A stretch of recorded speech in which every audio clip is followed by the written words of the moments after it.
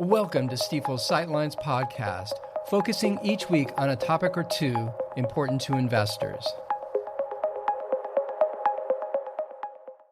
Well, greetings and welcome to the Sightlines podcast. This is Michael O'Keefe, Stifel's Chief Investment Officer. In this episode, it's basically mid-September 2025, I want to talk about artificial intelligence, all the optimism around it, mention briefly the market, and then talk about sort of how investments are going. But importantly, I think what investors are going to be looking for as we come forward through time, or move forward through time, and sort of the excitement and sort of abstract thoughts and hopes and dreams about AI start to translate to execution or not, and that's going to be the issue, right? And so let's jump into it a little bit. The punchline here is that there's a lot going on and a lot of expectation out of AI. So a ton of investment and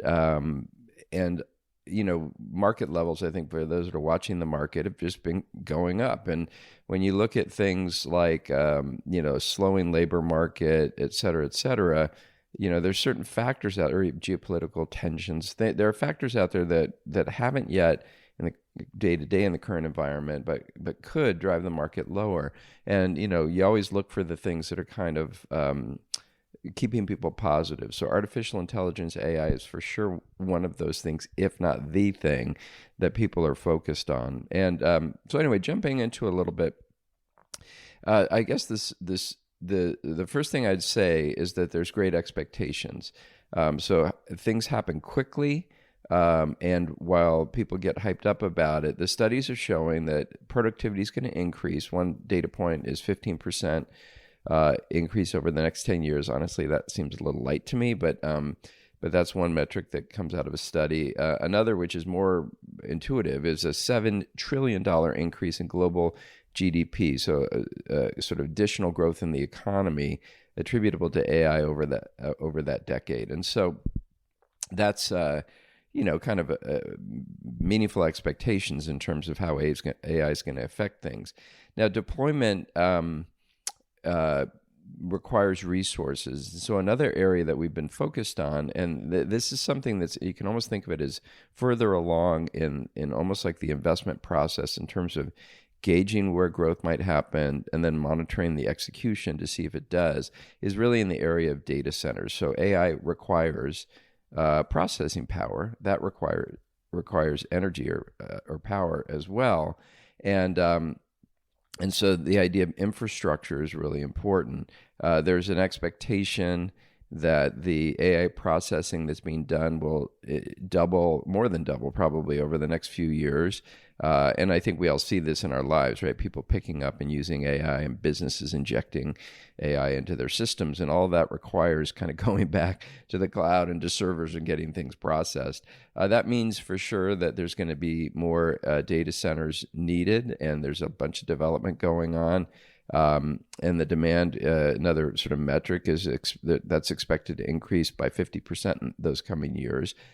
So just a lot of increased demand when it comes to specifically data centers. And then what that means is that power needs to be there, right? And so on one hand, you got to gauge, where you're going to build stuff, all that. And honestly, older data centers need to be retrofitted. So the stuff inside those buildings might be out of date. So again, all kinds of investment opportunity in that regard. But to give you a sense for scale, and I actually underestimated this, and then through research, my team kind of pointed out, no, it's more than that. A new data center can draw the same amount of power as hundreds of thousands of homes. So you think about that. You think about sizes of towns, or, we need power for this town or whatever. These data centers are sucking a ton of energy. And so one of the things we're mindful of, and think of areas like, there are many, but Northern Virginia, Texas, over in Beijing, Shanghai, these are places where data centers are going in and they're being concentrated. And you have to be mindful of the power grids in those areas. Not only is there enough power, but what are the second order effects of people in the region in terms of brownouts or whatever, in terms of energy not being available because of data centers utilizing them. So that infrastructure and sort of a review of that infrastructure certainly will be in place as well. Now, back to sort of this grand hope.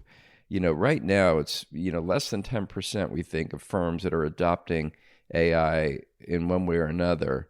But a very small fraction actually consider their application mature, meaning it's almost like they're doing a little bit. There's more companies that'll probably come online to do more. And yet, the vast majority, the number I saw was 86% of companies or employers expect AI to transform their business by 2030, 5 years. And so, again, lots of expectations and honestly, as we see it, a lot of plans. So how do you move from sort of these abstract hopes and dreams and optimism as an investor to, well, looking for results? And so one of the things we would expect is that companies will start to develop key performance indicators, KPIs, that relate to their AI investments and initiatives. And so the idea would be, you could imagine tracking something like the number of documents processed, or how much AI is taking share from a help desk compared to the traditional approach, or how quickly are cycle times for a certain process improved. And, honestly, you can kind of look at that and track it, right? And so you'd almost expect businesses to start to keep track of how things are going and feel compelled to share those results, obviously, especially if they're good, with shareholders.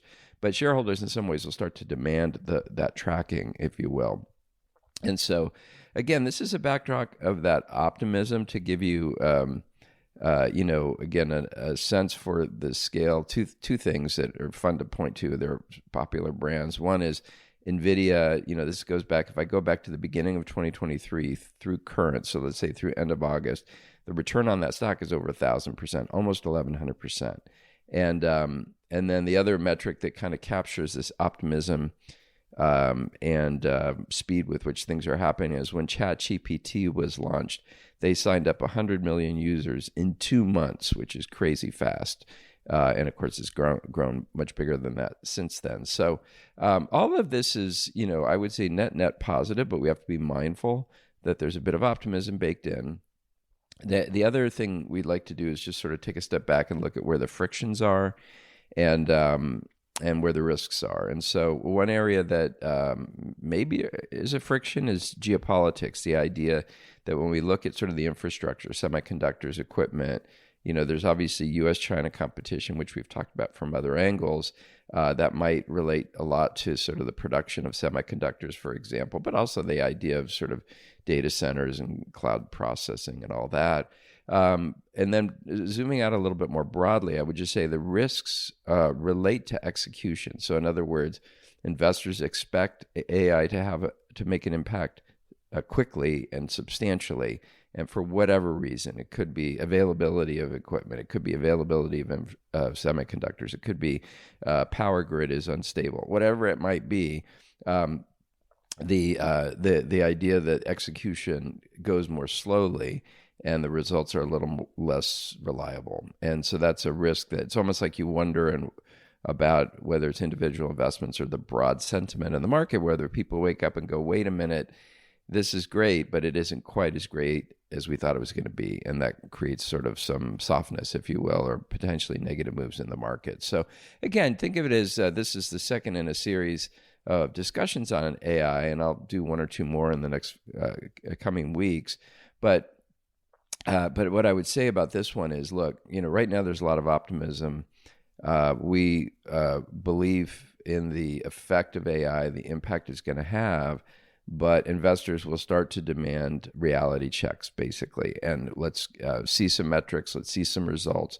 Let's be a little bit more discerning on who we're putting our cards on, if you will, in terms of investments we're making, because at the end of the day, like any competition, there's going to be people that do it well, others that maybe don't do it quite as well, and being able as an investor to try to discern between those, at least sort of improve the odds, I think is an important consideration. And so anyway, hey, that's the topic I wanted to talk about in this episode. Thank you so much for listening. And again, over the next few weeks, one or two more AI-related topics, and we'll go from there. Thanks so much. Thanks again for listening to Stifel's Sightlines. Be sure to subscribe wherever you're listening to automatically receive each week's podcast in your feed.